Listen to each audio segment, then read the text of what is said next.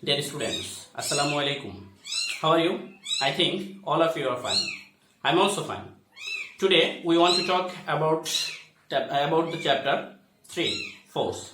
And here you see that a question which describes the two cars P and Q, which velocities are 12 meter per second and 10 meter per second, which masses are 800 kg and 600 kg.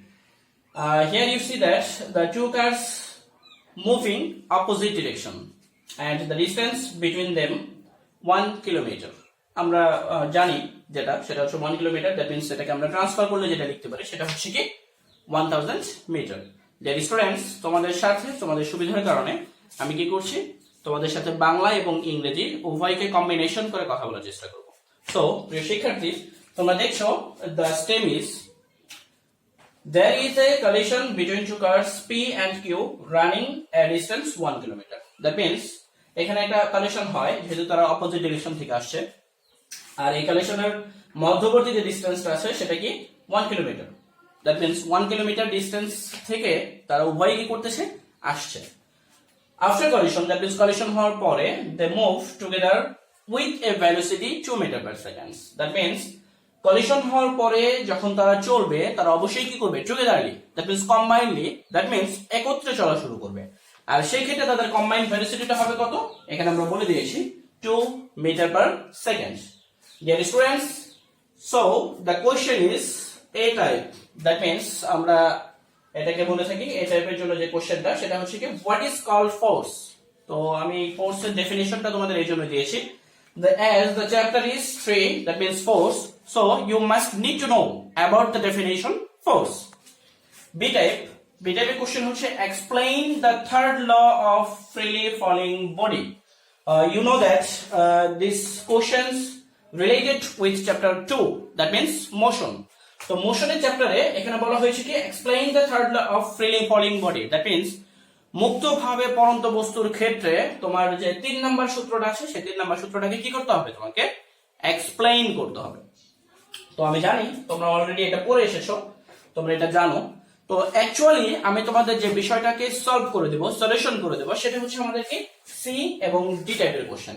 Deer students, আমরা এখন দেখছি C টাইপের কোশ্চেনে কি বলা আছে at what time will the car P and Q meet together. That means তারা যে কলিশন করবে, মিট টুগেদার, দ্যাট মিন্স কি তারা সাক্ষাৎ করছে, কিভাবে সাক্ষাৎ করবে, দ্যাট মিন্স দুইটা কার যখন তোমার কি করবে, মিট করে, যখন তারা একত্র হয়ে যায় তখন অবশ্যই তাদের মধ্যে কি হয়, একটা কলিশন হয়। তো তোমাকে বলা হয়েছে কখন তারা কলিশন করবে, দ্যাট মিন্স কখন তারা কি করবে, মিট করবে। তার মানে পি কারের জন্য যে টাইমটা লাগবে, কিউ কারের জন্য আমার টাইম কি লাগবে, same. Dear students, at first আমরা কি করব, সি টাইপটা সলভ করব। তোমাকে কোশ্চেন বলেছে কি at what time will the car P and Q meet together. Dear students, যেহেতু আমরা কি করি না, এখানে আমরা যেহেতু টাইম জানি না, সো এট ফার্স্ট আমরা কি করে নেব, কনসিডার করে নেব টাইমটা। সো তোমরা আশা করি বোর্ডে খেয়াল করবে এবং আমি যে বিষয়টা নিয়ে আলোচনা করব, যে কথা বলবো, অবশ্যই তোমরা সেটা কি করবে, মনোযোগ দিয়ে শুনবে। দ্যাট মিন্স তোমরা একটু কনসেন্ট্রেশন ক্লিয়ার রাখার চেষ্টা করবে। তো আমরা সি টাইপের জন্য লিখব, এট ফার্স্ট আমরা কি করে নেব, কনসিডার করে নেব। তাহলে কনসিডার করে নিন, let us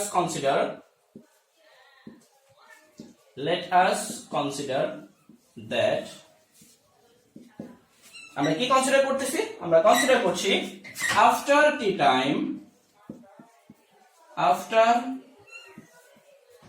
time the car P and Q will meet together. P and Q will meet together. Dear students, তোমরা দেখতে পাচ্ছ বোর্ডে আমি লিখেছি যে কনসিডার করে নিয়েছি আমরা যে after T time, that means টাইমটাকে আমি কি করে নিয়েছি, ফিক্সড, যেটা পি এবং কিউ উভয়ের জন্য same. That means after T time the car P and Q will meet together, তার মানে উভয়ের জন্য টাইম কি থাকবে, সেম থাকবে। আর আমরা এখানে লিখে নিচ্ছি। আমি তোমাদেরকে ইংলিশ টার্মটা বলবো, তোমরা একটু মনোযোগ দিয়ে শুনবে, আর আমি জাস্ট এটা কি করব, আইডেন্টিফাই করতেছে, আইডেন্টিফাই করি কোন টার্মটা সেটা জাস্ট লিখবো। সো ডিয়ার স্টুডেন্টস, তোমরা এখানে একটু খেয়াল করো, এখানে আমার ভেলোসিটি দেওয়া আছে ফর কার কি পি। তো পি কারের যে ভেলোসিটিটা দেওয়া আছে সেটা কত দেওয়া আছে আমার 12 মিটার পার সেকেন্ড। তার মানে আমরা লিখতেই পারি the velocity of car P. কি লিখবো আমি সংক্ষেপে, যে টার্মটা আমি লিখবো সেটা হচ্ছে কি ভিপি। তাহলে ভিপি ইকুয়াল টু আমরা কি লিখবো, এখানে দেওয়া আছে আমার 12 মিটার পার সেকেন্ড। এবার আরেকটু খেয়াল করে দেখবে ভেলোসিটি অফ কার কি কিউ, সেটা হচ্ছে কত, আমি সংক্ষেপে লিখে নিচ্ছি, এটা হচ্ছে ভি কিউ। ভি কিউ কত আছে ডিয়ার স্টুডেন্টস, তোমরা খেয়াল করো, ভি কিউ দেওয়া আছে আমার কত 10 মিটার পার সেকেন্ড। তোমরা যদি আরেকটু খেয়াল করো, আমি সি টাইপের কোশ্চেনটা মুছে দিচ্ছি, তোমরা যদি আরেকটু খেয়াল করো যে পি কার এবং কিউ কার এদের মাঝে যে ডিসটেন্স দেওয়া আছে, সেই distance that means total distance যেটা, সেটাকে আমি লিখে দিচ্ছি s ইকুয়ালস টু, যেহেতু total distance s equal to কত দেওয়া আছে তোমরা জানো, দেওয়া আছে কত 1 কিলোমিটার। দ্যাট মিন্স আমরা লিখতে পারি 1000 metre. You know 1 kilometre is equal to 1000 metre. Dear students, আমরা যদি এখন একটু আসি ফর কার পি, আমি যদি পি কারের কথা বলি একটু খেয়াল করে দেখবে, for car P, dear students for car P একটু খেয়াল করো, P 12 metre per second velocity নিয়ে যাচ্ছে। ডিয়ার স্টুডেন্টস, যতক্ষণ অর্থাৎ আফটার টি টাইম পর্যন্ত তাদের ভেলোসিটি কোনো চেঞ্জ হবে? আই থিংক তোমরা বলে ফেলেছো নো, টি টাইম পর্যন্ত তাদের ভেলোসিটির কোনো চেঞ্জ হবে না। যে 12 মিটার পার সেকেন্ড ভেলোসিটি নিয়ে যাচ্ছে সে 12 নিয়ে যাবে, যে 10 এ যাচ্ছে সে কি করবে 10 নিয়ে যাবে। সো আমরা লিখতেই পারি যে ফর কার পি, যেহেতু পি কার দ্যাট মিন্স তার জন্য আমি ডিসটেন্স লিখলাম কি এসপি। এসপি ইকুয়াল টু আমি কি লিখবো, যেহেতু ভেলোসিটির কোনো চেঞ্জ নেই, you know that velocity change না হলে এই ভেলোসিটিটাকে আমরা কি ভেলোসিটি বলি, ইউনিফর্ম ভেলোসিটি। কি ভেলোসিটি, ইউনিফর্ম ভেলোসিটি। এবং তার জন্য আমরা চ্যাপ্টার 2 দ্যাট মিন্স মোশনে পড়ে এসেছিলাম, কি পড়ে এসেছিলাম s ইকুয়াল ভিটি। তার মানে আমরা লিখতেই পারি sp equal VP T. That means আমরা ভ্যালুগুলো যদি বসিয়ে দেই আমরা লিখতেই পারি sp ইকুয়াল 12 টি।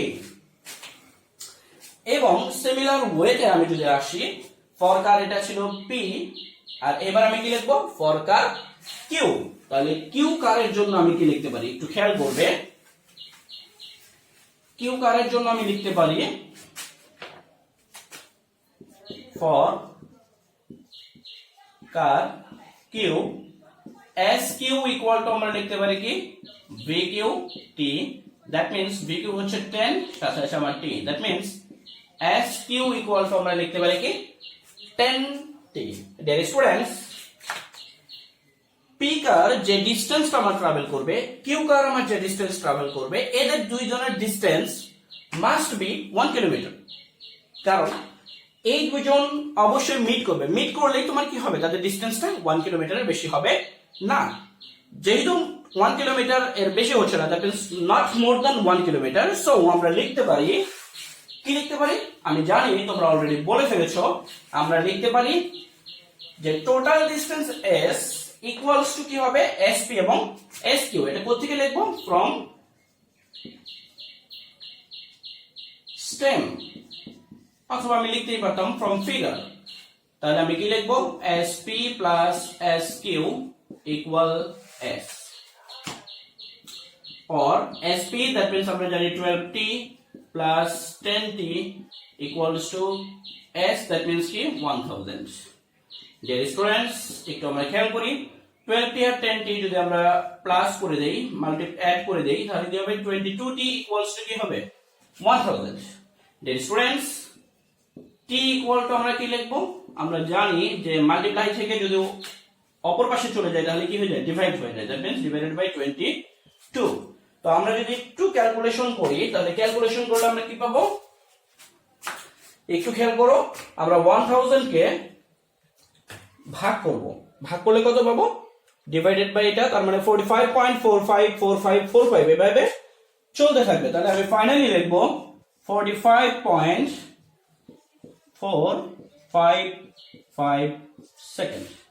সো ডিয়ার স্টুডেন্টস, আমরা এখন বলতেই পারি যেহেতু টাইম আমরা পাচ্ছি কত, টাইম আমরা পাচ্ছি 45.455 সেকেন্ডস, দ্যাট মিন্স আমি বলতে পারি after 45.455 seconds they will meet together or the car P and Q will meet together.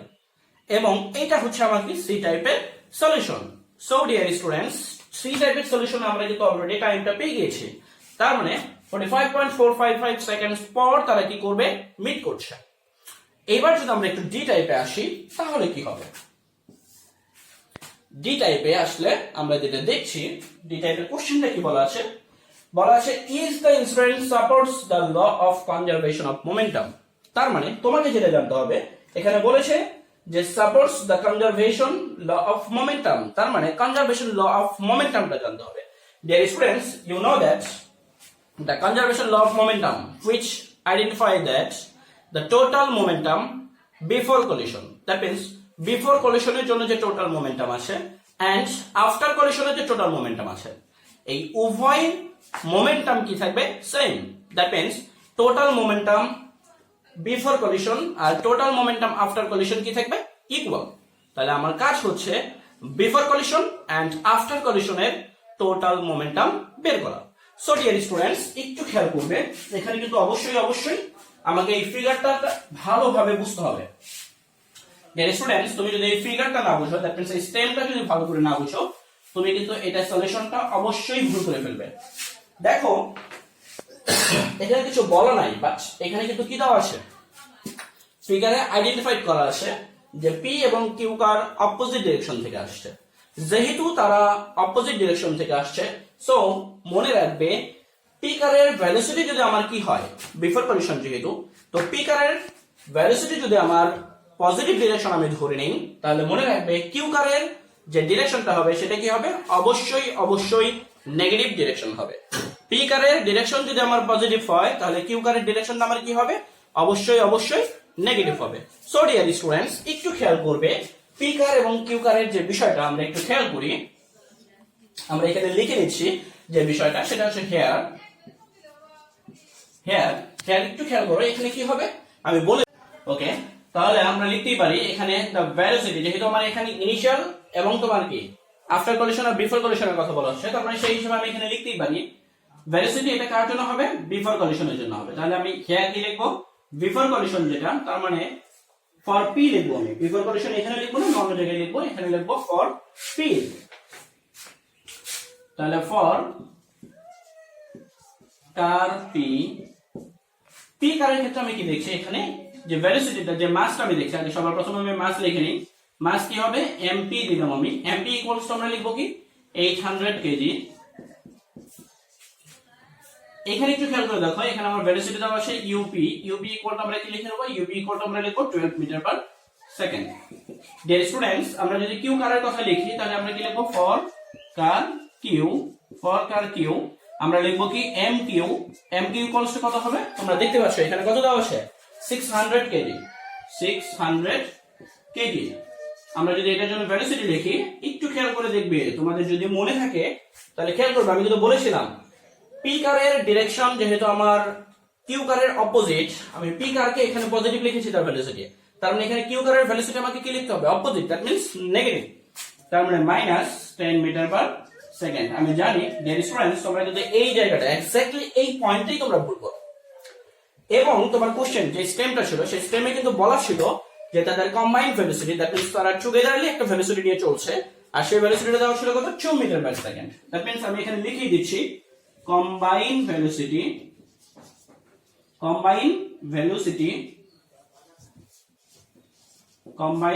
আমি এটাকে প্রকাশ করলাম ভি দ্বারা, যার ভ্যালু দেওয়া আছে কত, 2 মিটার পার সেকেন্ড। যে স্টুডেন্টস, আমি ছোট করে লিখেছি জায়গার সংকলনের কারণে, তো তোমরা একটু খেয়াল করো, আমরা এখানে সব ভ্যালুগুলো লিখেছি। এবার আমি যে কাজটা করব, তোমাদের ক্যালকুলেশনের স্বার্থে আমি একটু ছোট করে সুন্দর করে আমি একটা কাজ করব, সেটা হচ্ছে কি, যে এখানে আমরা দুই ধরনের মোমেন্টাম পাবো, একটা হচ্ছে বিফোর কলিশনের মোমেন্টাম, আর একটা হচ্ছে কি আফটার কলিশনের মোমেন্টাম। বিফোর আর একটা হলো কি আফটার। সো আমি এট ফার্স্ট যে কাজটা করব সেটা হলো বিফোর কলিশন। আমি এটা মুছে দিচ্ছি যেহেতু আমার ভ্যালুগুলো লেখা আছে। তাহলে বিফোর কলিশন যদি আমি বলি, তাহলে আমার বিফোর কলিশনে কি হবে, বিফোর কলিশন বিফোর কলিশন এখানে আমার টোটাল মোমেন্টাম আমি একসাথে ক্যালকুলেশন করব, তার মানে টোটাল মোমেন্টাম যাকে আমরা প্রকাশ করলাম পি দ্বারা। তোমরা তো জানো মোমেন্টামকে কি দ্বারা প্রকাশ করা হয়, পি দ্বারা প্রকাশ করা হয়। তাহলে সেই হিসেবে total momentum P equals to total momentum car জন্য, বিফোর কলিশন। সো তোমরা জানো এখানে বিফোর কলিশন দ্যাট মিন্স কি, এই পার্টগুলো সবই আমার কি বিফোর, দ্যাট মিন্স ইনিশিয়াল হিসেবে কাজ করছে। তাহলে বিফোর কলিশন আমি লিখবো, যেহেতু আমরা শিখে এসেছিলাম m1u1 প্লাস m2u2, বাট আমি এখানে যেটা শিখেছি সেটা হলো কি পি আর কিউ হিসেবে। তার মানে আমি লিখবো mp up plus mq uq। Dear students একটু খেয়াল করো, mp ভ্যালু দেওয়া আছে কত 800 ইনটু up দেওয়া আছে কত 12 প্লাস mq দেওয়া আছে আমার কত 600 ইনটু uq দেওয়া আছে আমার কত ব্র্যাকেট -10। আমি এটা ব্র্যাকেটে লিখেছি এই কারণেই, মনে রাখবে যেহেতু মাইনাস তার মানে এটা আমি ব্র্যাকেটে আইডেন্টিফাই করে দিলাম। আমরা জানি 12 আর 8, আমরা তো অবশ্যই কি জানি, নামটা জানি 12 আর 8 আমরা যদি মাল্টিপ্লাই করি তাহলে কত হবে 8 12 96। এর সাথে আমার আছে দুটো জিরো, এখানে মাইনাস এখানে প্লাস, প্লাস মাইনাসে কি হয়ে যাবে মাইনাস হয়ে যাবে। 600 আর 10 যদি আমি গুণ করি হয়ে যাবে কত 6000। একটু খেয়াল করে দেখো এখানে যদি আমরা এটা বিয়োগ করে দেই, বিয়োগ করলে আমাদের কত আসবে 0 0 যদি আমরা পাই তাহলে 0, এই 0 আর এই 0 দ্যাট মিন্স আবারও 0 0 6 তার মানে 6 6 9, আমরা জানি এখানে কত হবে 3। তার মানে আমরা দেখছি যে বিফোর কলিশনের টোটাল মোমেন্টাম হচ্ছে আমার কত 3600।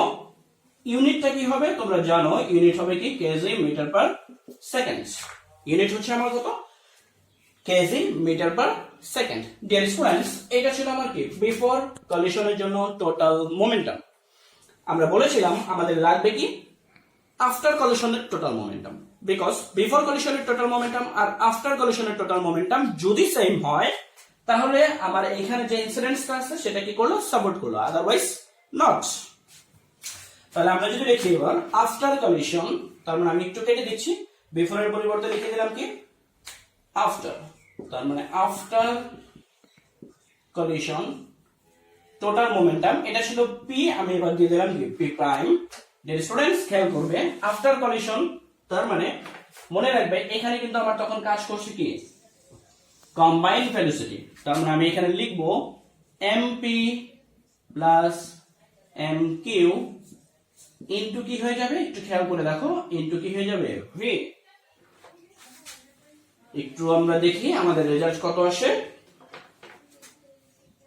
mp তার ভ্যালু আমরা লিখেছি 800, mq তার ভ্যালু আমরা লিখেছি 600 আর v তার ভ্যালু হলো আমার 2। দ্যাট ইজ फ्रेंड्स 800 আর 600 দ্যাট মিন্স আমরা লিখতেই পারি 8 6 14 দ্যাট ইজ 1400 ইনটু কি 2। ক্যালকুলেশন করলে আমরা পাচ্ছি 14 into 2 that is 2800।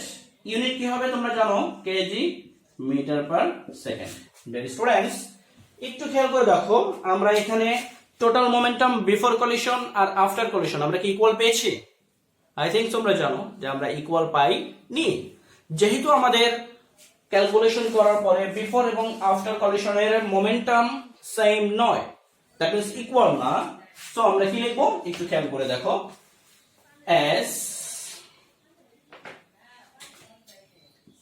as p not equal p prime।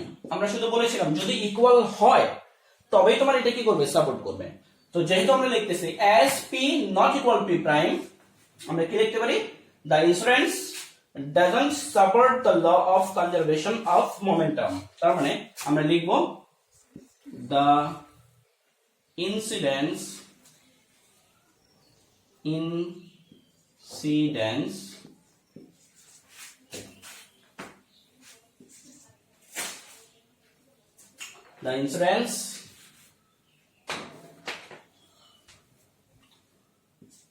is not support the law of conservation of momentum। That means আমরা বলতেই পারছি যে as the total momentum before collision and total momentum after collision is not equal, so the incidence is not support the law of conservation of momentum. I think dear students, তোমরা যে সলিউশনটা দেখলে আশা করি তোমরা বুঝতে পেরেছো, তোমরা এটা অবশ্যই বুঝতে পেরেছো এবং আই থিংক তোমরা এই রুলসের ম্যাথমেটিক্স অবশ্যই ফলো করবে, বাসায় বারবার প্র্যাকটিস করবে। আই থিংক তোমরা ভালো কিছু করতে পারবে। সো ডিয়ার স্টুডেন্টস, আমি আশা করি তোমরা অবশ্যই বাসায় থাকবে, that means stay home and safe. তোমরা ভালো থাকো। আল্লাহ হাফেজ। আসসালামু আলাইকুম।